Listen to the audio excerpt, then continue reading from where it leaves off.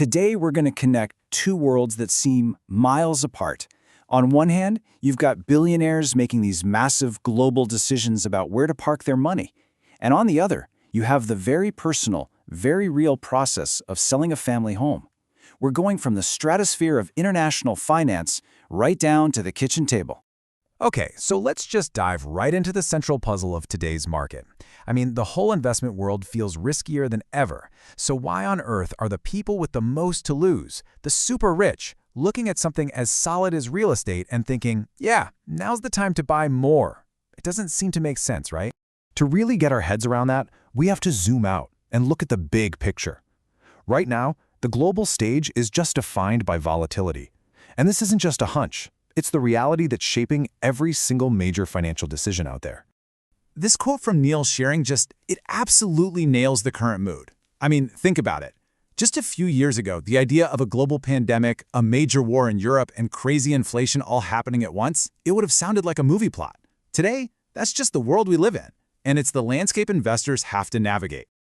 What's really wild is seeing how all these risks just stack on top of each other. It's kind of like a Jenga tower, where every single block is a new uncertainty.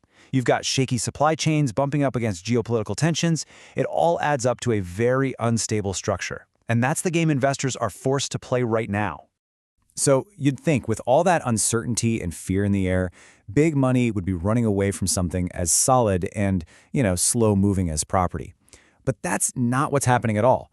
Instead, we're seeing this fascinating flight towards hard assets. We're talking tangible things you can actually go and touch. Okay, first things first, let's get the obvious out of the way. Yes, overall investment is down. I mean, it's way down from that crazy peak we saw back in 2021. Higher interest rates have definitely cooled the market off. That's the big headline story that pretty much everyone is seeing. But here's the twist. While the rest of the market is hitting the brakes, a staggering 44% of the world's wealthiest families are planning to do the complete opposite. They are actively looking to buy more real estate. So they're seeing an opportunity where most people are only seeing risk. So you have to ask, why? What's their motivation?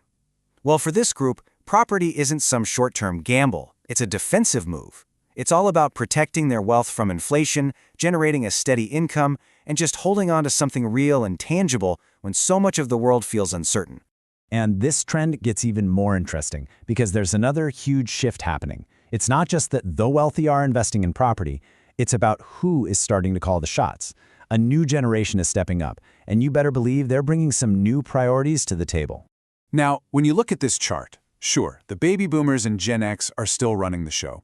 They control most of the family fortunes, but the real story is what's happening behind the scenes. Millennials are getting more and more involved. They're learning the business, and, most importantly, they're bringing their own values into the decision-making process. And this chart just perfectly illustrates their impact. Look at that difference. It's stark. 63% of millennial high-net-worth individuals have put money into sustainable investments. Compare that to just 35% of baby boomers. And this focus on ESG, environmental, social, and governance, it isn't just about feeling good. It's a cold, hard financial calculation about future-proofing these assets. And this is where all that global money finally lands. It doesn't just stay as numbers on a spreadsheet. It becomes physical things, like this luxury high-rise in Brisbane, or a country estate, or maybe even a family home just down the street from you. Billions of dollars are flowing into actual properties, which of course brings us to the next big question.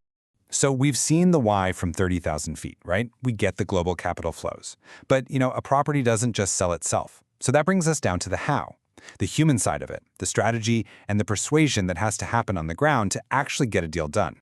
So let's totally switch gears. We're moving away from the global economic reports, and we're opening up an actual real estate agent's script book. We're going inside the conversation to really understand the tactics agents use to sell a property in any market. It's a question that drives every seller crazy. You've got a fantastic home, it's in a good neighborhood, but it just sits there. Well, according to the pros, it's almost never a big mystery. The answer is usually way simpler than you think. It pretty much always comes down to one of these three things: presentation, promotion, or price. You can think of them as the 3 Ps. Presentation is the emotional part. Did buyers feel like they were home? Promotion is about reach. Did the right people even see it? And price is all about how the market sees its value. They all matter, but we're going to focus on price, because that's usually the most emotional one to get right. Now this is the agent's key question, and it's just brilliant. Notice how it cuts through all the noise, the fancy flyers, the marketing plans, and it gets right to the only three things a seller really, truly cares about: getting their price, on their timeline, with as little stress as possible. If an agent can deliver on that, they're already halfway there. All right, so of those three reasons a home doesn't sell, price is the trickiest. It's the most emotional. And this is where the real art of the deal comes in, because honestly, it's just as much about psychology as it is about square footage. So a good agent will usually lay out three strategic options for a seller.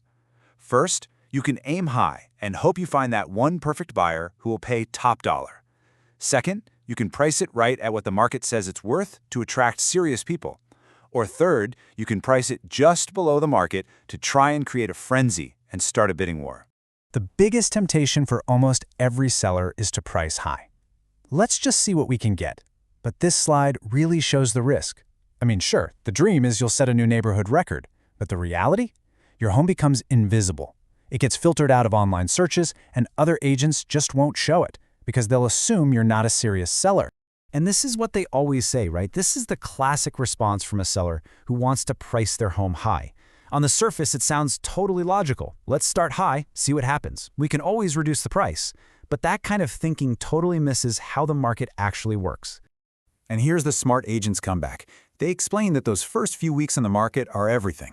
If you come out of the gate with a price that the market thinks is a joke, you're not just waiting for buyers. You're sending a signal to every other agent in town that you aren't serious, and that reputation is incredibly hard to shake off later.